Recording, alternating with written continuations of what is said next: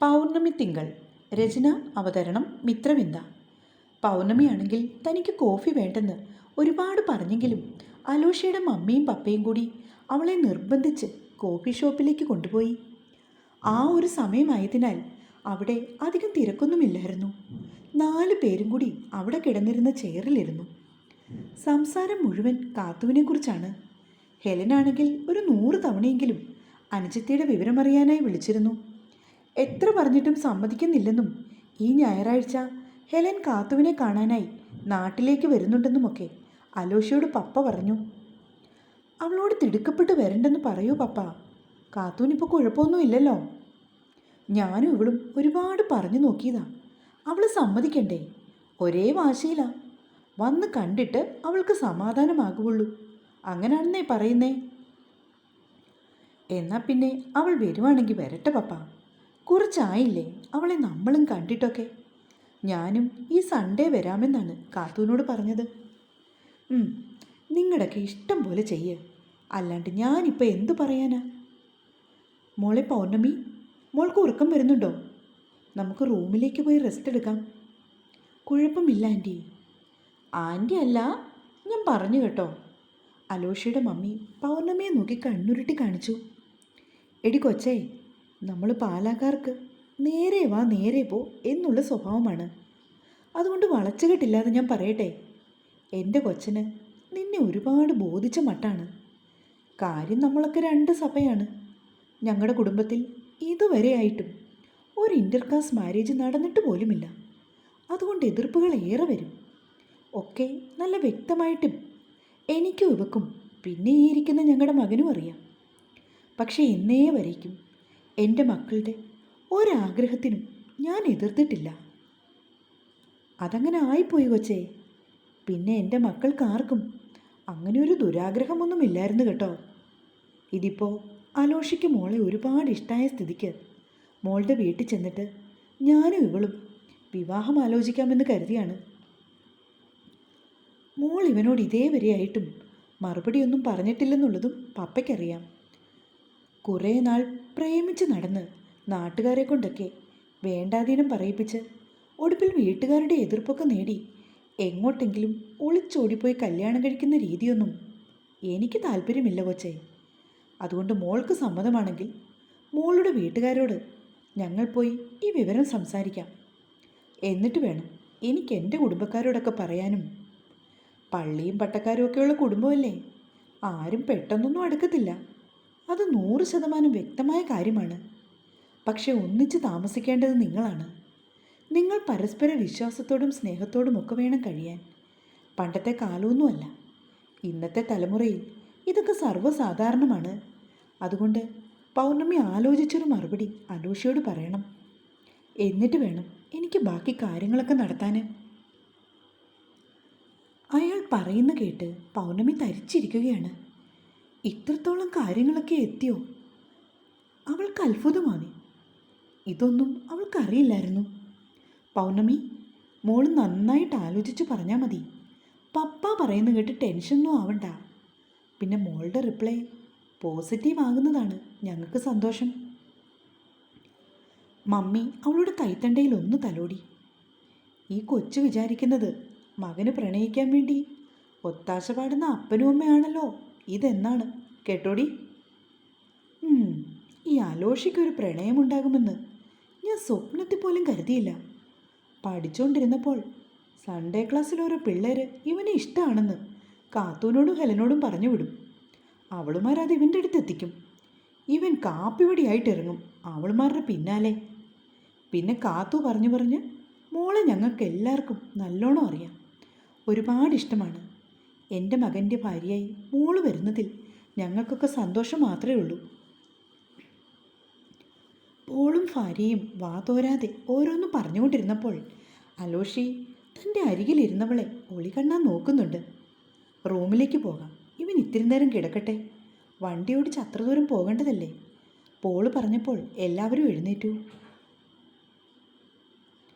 തിരികെ റൂമിലേക്ക് പോകുമ്പോൾ അലോഷിയുടെ കള്ളനോട്ടം പലപ്പോഴും പൗർണമിയെ തേടി വരുന്നുണ്ട്. അവൾ അതൊക്കെ കണ്ടില്ലെന്ന് നടിച്ചു. അതിനുശേഷം അല്പം കുനിഞ്ഞ മുഖത്തോടെ മമ്മിയുടെ പിന്നാലെ പോയി. എത്രയും പെട്ടെന്ന് പപ്പയും മമ്മിയും കൂടി ഇതൊക്കെ പൗമിയോട് പറയുമെന്ന് സ്വപ്നത്തിൽ പോലും അലോഷി ഓർത്തിരുന്നില്ല. ആകെ കൂടി പപ്പയോട് ഇത്തിരി കാര്യം പറഞ്ഞു എന്ന് മാത്രം. അതുടനെ പോയി മമ്മിയോട് അവതരിപ്പിച്ചു. സത്യത്തിൽ കാത്തൂൻ്റെ കല്യാണം കൂടി ഒത്തുവന്നാൽ പെട്ടെന്ന് നടത്തിയ ശേഷം തങ്ങളുടെ ആലോചിക്കാം. ആ നേരം കൊണ്ട് എല്ലാം ഒന്ന് കരക്കെത്തിക്കാം. പൗർണമിക്ക് തന്നെ ഒന്ന് മനസ്സിലാക്കാനുള്ള ടൈമും കിട്ടും. ഇതൊക്കെയായിരുന്നു കണക്കുകൂട്ടൽ. പക്ഷേ ഇതിപ്പം എല്ലാം കുഴഞ്ഞ മട്ടാണ്. അലോഷി, ഇതാടാ റൂം. പപ്പ പറഞ്ഞതും അവൻ പെട്ടെന്ന് മുഖം തിരിച്ചു. ആ ഓക്കെ പപ്പ. ഒരു സ്യൂട്ട് റൂമായിരുന്നത്. അകത്തേക്ക് കയറിയതും പൗർണമി ഒരു വേള അന്തിച്ചു പോയി. ഇത് ഹോസ്പിറ്റലാണെന്ന് പോലും അവൾ മറന്നു. അത്രയ്ക്ക് ആഡംബരത്തോടെയുള്ള ഒരു റൂം. മോളെ, വാഷ്റൂം അവിടെയാണ് കേട്ടോ. മമ്മി പറഞ്ഞതും അവൾ തലകുലുക്കി. എന്നിട്ട് മുഖമൊക്കെ കഴുകി ഒന്ന് ഫ്രഷ് ആവാനായി അവൾ അവിടേക്ക് പോവുകയും ചെയ്തു. പപ്പ, ഇതെന്തിനാ ഇത്ര തിടുക്കപ്പെട്ട് മമ്മിയോട് ഇതെല്ലാം വായിച്ചു കേൾപ്പിച്ചത്? കഷ്ടമായി പോയി കേട്ടോ. ഇങ്ങനായിരുന്നെങ്കിൽ ഞാനിതൊന്നും പപ്പയോട് പോലും പറയില്ലായിരുന്നു. അവൻ പോളിനെ നോക്കി കണ്ണുരുട്ടി. ഇവള് നിന്റെ പെറ്റതള്ളയാണ്. അതിനേക്കാൾ മുൻപ് എൻ്റെ ഭാര്യയുമായവളാ. 31 വർഷം മുൻപ് ഒരു ഡിസംബർ മാസം 28-ാം തീയതി നല്ല തണുപ്പും മഞ്ഞും കുളിരുമൊക്കെയുള്ള ഒരു പ്രഭാതത്തിൽ കാലത്തെ പള്ളിയിൽ പോയി കുർബാന കൂടിയ ശേഷം കത്തീഡ്രൽ പള്ളിയിലെ മാതാവിൻ്റെ മുൻപിൽ വെച്ച് ഞാനൊരു സത്യം ചെയ്തു. ഇന്നു മുതൽ എൻ്റെ കൂടെ കൂടുന്ന കുന്നേൽ വീട്ടിലെ അവറാച്ചൻ മത്തായിയുടെ മകൾ കൊച്ചു ത്രേസ്യയോട് ഞാൻ 100% നീതിയും കൂറും എൻ്റെ വാക്കുകളിൽ പുലർത്തുമെന്നും അവളോട് യാതൊരു കള്ളത്തരങ്ങളും കാണിക്കില്ലെന്നും ജീവിതത്തിൽ ഉണ്ടാവുന്ന എല്ലാ വിശേഷവും അവളോട് തുറന്നു പറയുമെന്നും. ഓ മതി മതി, നിർത്തിയേക്ക്. പപ്പയുടെ ഒരു തുറന്നു പറച്ചില്. അത് കാരണം ഇനി എന്തൊക്കെ പ്രശ്നം ഉണ്ടാവും? അലോഷി അത് പറഞ്ഞുകൊണ്ട് നിന്നപ്പോൾ പൗർണമി ഡോർ തുറന്നിറങ്ങി വന്നത്. പിന്നീട് അവൻ കൂടുതലൊന്നും സംസാരിച്ചില്ല. മമ്മിയും പൗർണമിയും കൂടിയായിരുന്നു കിടന്നത്. പപ്പയോടൊപ്പം അലോഷിയും. ഉറക്കം വരാതെ ഒരു വശം ചെരിഞ്ഞു കിടക്കുകയാണ് പൗർണമി. താൻ ഏസ് പറഞ്ഞാൽ അച്ഛൻ്റെ മുൻപിലേക്ക് രണ്ടാളും കൂടി പോകുന്നതോർത്തിട്ട് അവൾക്ക് പേടിയായി. ഒരിക്കലും അച്ഛൻ ഈ വിവാഹത്തിന് സമ്മതം മൂളില്ല. അത് 100% തനിക്കറിയാം. കാരണം അച്ഛൻ ഇഷ്ടമില്ല മക്കൾ പ്രണയിച്ച് വിവാഹം കഴിക്കുന്നത്. അങ്ങനെ നടന്ന പലരുടെയും കാര്യങ്ങൾ വീട്ടിൽ ചർച്ചയാകുമ്പോൾ അച്ഛൻ ചീത്ത പറയുന്നത് ഒരുപാട് തവണ നേരിൽ കണ്ടിട്ടുണ്ട്. ആ സ്ഥിതിക്ക് സ്വന്തം മകളുടെ കാര്യം വരുമ്പോൾ യാതൊരു കാരണവശാലും അച്ഛൻ അംഗീകരിച്ച് തരില്ല. ഒന്നല്ല 1000 ഉറപ്പായിരുന്നു ആ കാര്യത്തിൽ അവൾക്ക്. ഒരു വശത്ത് വീട്ടുകാർ, മറുവശത്ത് അലോഷി അവൾക്ക് അവളുടെ ജീവൻ്റെ ജീവനുമാണ്. കുടുംബത്തോടും സഹോദരിമാരോടുമൊക്കെയുള്ള അലോഷിയുടെ സ്നേഹം കാണുമ്പോൾ എന്തിനാണ് തനിക്കിത്ര കുശുമ്പ് തോന്നുന്നത്? കാത്തൂൻ്റെ നെറുകയിൽ മുത്തം കൊടുത്തുകൊണ്ട് അലോഷി കരഞ്ഞപ്പോൾ തൻ്റെ ഉള്ളം എന്തിനാണ് ഇത്രയ്ക്ക് തുടി കൊട്ടിയത്? ഒരു ദിവസം പോലും ഈ ഉള്ളവനെ കാണാണ്ടിരിക്കാൻ പറ്റുന്നില്ല. അതുകൊണ്ടല്ലേ ലോങ് ട്രിപ്പ് ഒരുപാട് ബുദ്ധിമുട്ടുണ്ടാക്കുമെങ്കിലും അതൊന്നും കാര്യമാക്കാതെ ചാടി പുറപ്പെട്ടത്. അതിൻ്റെയൊക്കെ ഉത്തരമെന്ന് പറയുന്നത് അലോഷയോട് തനിക്ക് പ്രണയമാണ്. അവൾ ഓർത്തു. അവളുടെ കയ്യെത്തും ദൂരത്ത് കിടക്കുന്നവനും ഇതേ ചിന്തകളായിരുന്നു. ഇത്രയൊക്കെ മമ്മി പറഞ്ഞ സ്ഥിതിക്ക് ഇഷ്ടമാണെങ്കിൽ അവൾ ഓക്കെ പറയട്ടെ എന്ന് കരുതി അവളുടെ വീട്ടിലേക്ക് തിടുക്കപ്പെട്ട് ഓടാനൊന്നും ഇവരെ സമ്മതിക്കില്ല. കുറച്ച് നാളെങ്കിലും ഒന്ന് പ്രണയിക്കണമെന്നുണ്ട്. തൻ്റെ പെണ്ണിനെയും ചേർത്ത് പിടിച്ച് അങ്ങനെ ഒരു മഴ നനയാനും ബുള്ളറ്റിൻ്റെ പിന്നിലിരുത്തി സിറ്റിയിൽ കൂടി ഒന്ന് പായാനും ഗുൽമോഹർ പൂക്കൾ പതിഞ്ഞ നിരത്തിലൂടെ അവളുടെ കയ്യും പിടിച്ച് 1000 കനവുകൾ നെയ്തുകൊണ്ട് അങ്ങനെ നടക്കാനും 6 തിരമ്പി വരുന്ന തിരകളെ പുൽകി ആ സാഗരത്തിലൊന്ന് ആറാടാനുമൊക്കെ ഒരു ചിന്ന ആഗ്രഹം. അവൻ്റെ ചുണ്ടുകളിൽ അതുവരെ വിരിയാത്ത ഒരു പൂപ്പുഞ്ചിരി മെല്ലെ വിരുന്നു വന്നു. അടുത്ത ദിവസം കാലത്തെ പൗർണമി അലോഷിയും തിരികെ ബാംഗ്ലൂരിലേക്ക് പോകുവാനായി തയ്യാറായി. അതിനു മുൻപ് ഒരു തവണ കൂടി അവർ കാത്തുവിനെ പോയി കണ്ടു. മെഡിസിൻ കറക്റ്റ് ടൈമിൽ കൊടുക്കുന്നത് കൊണ്ട് വലിയ വേദനയൊന്നും അവൾക്കില്ല. എങ്കിലും ഒരു വശത്തേക്ക് ചെരിഞ്ഞു കിടക്കുമ്പോൾ മുറിവ് വലിയുന്നതായി അവൾക്ക് തോന്നി. അപ്പോഴൊക്കെ സഹിക്കാനാവാത്ത വേദനയായിരുന്നുവെന്ന് അവൾ അവരോട് പറഞ്ഞു. അടുത്ത ഞായറാഴ്ച ഹെലൻ വരുന്നുണ്ടെന്നും അപ്പോഴേക്കും അലോഷി നാട്ടിലേക്ക് എത്തിക്കോളാമെന്നുമൊക്കെ കാത്തുവിനോട് പറഞ്ഞ ശേഷമാണ് ICUവിൽ നിന്ന് അവർ പുറത്തേക്ക് പോന്നത്. അത്യാവശ്യം ഓരോ ജോഡി ഡ്രസ്സും എടുത്തുകൊണ്ടാണ് പൗർണമിയും അലോഷിയും നാട്ടിലേക്ക് തിരിച്ചത്.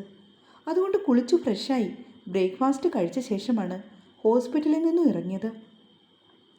പാർക്കിങ്ങിലേക്ക് പപ്പയും മമ്മിയും അവരുടെ ഒപ്പം വന്നിരുന്നു. തലേ രാത്രിയിൽ പൗർണമിയോട് അലോഷിയുടെ ഇഷ്ടത്തെക്കുറിച്ചൊക്കെ പപ്പയും മമ്മിയും സംസാരിച്ചതുള്ളൂ. പിന്നീടൊന്നും അവർ പറഞ്ഞിരുന്നില്ല.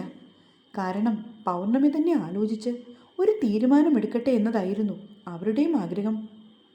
ഒരുപാട് നിർബന്ധിച്ച് അവളെ എന്തിനാണ് ബുദ്ധിമുട്ടിക്കുന്നതെന്ന് പോള് തൻ്റെ ഭാര്യയോട് പറയുകയും ചെയ്തു. കാറിലേക്ക് കയറാൻ നേരം പൗർണമി ബാക്ക് ഡോർ തുറക്കുന്നതിന് മുന്നേ പോള് വന്നിട്ട് അവൾക്ക് കയറാൻ വേണ്ടി മുൻപിലെ ഡോർ തുറന്നു കൊടുത്തു. പപ്പ, ഞാൻ ഇവിടെ ഇരുന്നോളായിരുന്നു. അവൾ അയാളെ നോക്കി. ഏയ്, അതിൻ്റെ ആവശ്യമൊന്നുമില്ല, ഇവിടെ ഇരുന്നാൽ മതിയെന്നേ. അയാൾ പറഞ്ഞപ്പോൾ പൗർണമി പിന്നീട് ഒന്നും പറയാതെ വണ്ടിയിലേക്ക് കയറി. ഇരുവരോടും യാത്ര പറഞ്ഞ് അലോഷി വണ്ടി മുന്നോട്ടെടുത്തു. പൗർണമി അവരെ ഒന്ന് കൈ വീശി കാണിക്കുവാനും മറന്നിരുന്നില്ല. പോളച്ചായ, ആ പെങ്കൊച്ചവനോട് എന്തോ പറയും. താല്പര്യമില്ലെന്നെങ്ങാനും പറഞ്ഞാനേ നമ്മുടെ ചെറുക്കൻ്റെ ചങ്ക് തകർന്നു പോകും. അവൾക്കവനെ ഇഷ്ടമാടി നാൻസി. അല്ലേലും എൻ്റെ ചെറുക്കനെ ഇഷ്ടപ്പെടാതിരിക്കാൻ പറ്റുമോടി? പാവമല്ലേ നമ്മുടെ അലോഷി. കാര്യമൊക്കെ ശരിയാ അച്ചായ, പക്ഷേ ആ കൊച്ചിൻ്റെ ഉള്ളിൽ എന്താണെന്ന് അവൾക്ക് മാത്രമല്ലേ അറിയൂ. അതിന്ന് അലോഷി അവളെ കൊണ്ട് പറയിപ്പിക്കും. ഇല്ലെങ്കിൽ നോക്കിക്കോടി. ആ, എനിക്കറിയാൻ മേല. അവനെ ഇഷ്ടമാണിടി അവൾക്ക്. എനിക്ക് 100% അതറിയാം. അങ്ങനെയൊന്നും ഇല്ലായിരുന്നെങ്കിൽ ഇന്നലെ ഈ കാര്യം നീ പറഞ്ഞപ്പോഴേ പൗർണമി എതിർത്തേനേ. ആ കൊച്ചിന് പേടിയുണ്ട് എൻ്റെ വീട്ടുകാരെ. അതുകൊണ്ടാണ് അവൾ മൗനം പാലിക്കുന്നത്. അതിനാ കൊച്ചിന് ഇഷ്ടമാണെങ്കിൽ നമുക്ക് പോയി വീട്ടുകാരെ കണ്ട് സംസാരിക്കാം. അവരുടെ സ്റ്റാൻഡ് നോക്കിയിട്ട് മതി ബാക്കി കാര്യങ്ങൾ, നാൻസി പറഞ്ഞു. അവർ സമ്മതിച്ചില്ലെങ്കിൽ എന്തോ ചെയ്യും? എങ്ങനെയെങ്കിലും സമ്മതിപ്പിക്കണം. മക്കളുടെ സന്തോഷമല്ലേ വലുത്. നമ്മുടെ കാത്തുവാണിപ്പോൾ ഈ സ്ഥാനത്തെങ്കിൽ നീ എങ്ങനെ ആയിരിക്കും നാൻസി? മറുപടി സത്യസന്ധമായിരിക്കണം കേട്ടോ. കാത്തുവാണെങ്കിൽ ഞാനൊരു പക്ഷേ അവളുടെ ഇഷ്ടത്തിന് കൂട്ടു നിൽക്കില്ലായിരിക്കും. പക്ഷെ എന്തോ പൗർണമി എനിക്കൊരുപാട് ഇഷ്ടമാണ്. അലോഷിക്ക് ചേരുന്ന ഒരു പെൺകുട്ടിയാണവൾ. മനസ്സുകൊണ്ട് ഞാൻ ആഗ്രഹിച്ചിട്ടുണ്ട് അവളെപ്പോലെ ഒരു മരുമകളെ കിട്ടിയിരുന്നെങ്കിലെന്ന്. അതുകൊണ്ട് മാത്രമാണ് ഈ ബന്ധത്തിന് ഞാൻ എൻ്റെ മകനോടൊപ്പം കൂട്ടു നിൽക്കുന്നത്. അല്ലെങ്കിൽ ഏതെങ്കിലും മാതാപിതാക്കൾ മകൻ്റെ പ്രണയത്തിന് ചുക്കാൻ പിടിച്ച് നിൽക്കുമോ അച്ചായ? നാൻസി പറഞ്ഞത് വളരെ സത്യസന്ധമായ മറുപടിയായിരുന്നു. അത് പോളിനും അറിയാം. ശരിക്കും അയാളും അതൊക്കെ തന്നെയാണ് ആലോചിച്ചത്. എന്താണെന്നറിയില്ല, പൗർണമിയോട് വല്ലാത്തൊരു ഇഷ്ടമായിരുന്നു അവർക്ക്. രണ്ടാളും കൂടി റൂമിലേക്ക് ചെന്നപ്പോൾ ഒരു സിസ്റ്റർ അവരെ വെയിറ്റ് ചെയ്യുന്നുണ്ട്. കാലത്തെ 10 മണിയാവുമ്പോൾ ഡോക്ടർ സർജിക്കൽ ICUവിൽ റൗണ്ട്സിന് വരുമെന്നും അതിനുശേഷം കാത്തുവിനെ റൂമിലേക്ക് ഷിഫ്റ്റ് ചെയ്യും എന്നുമൊക്കെയാണ് സിസ്റ്റർ അറിയിച്ചത്.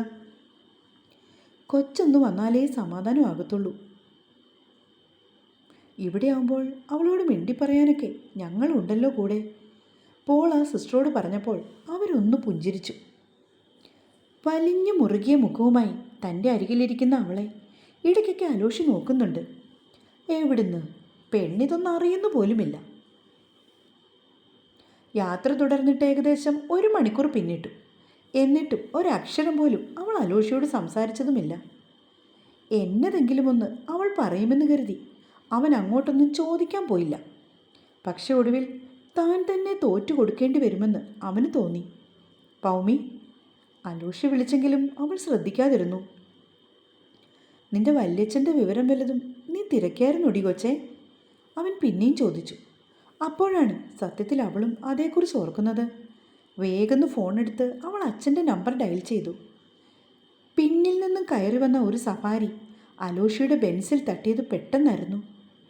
കണ്ണടച്ച് തുറക്കും മുന്നേ എല്ലാം കഴിഞ്ഞു. തുടരും.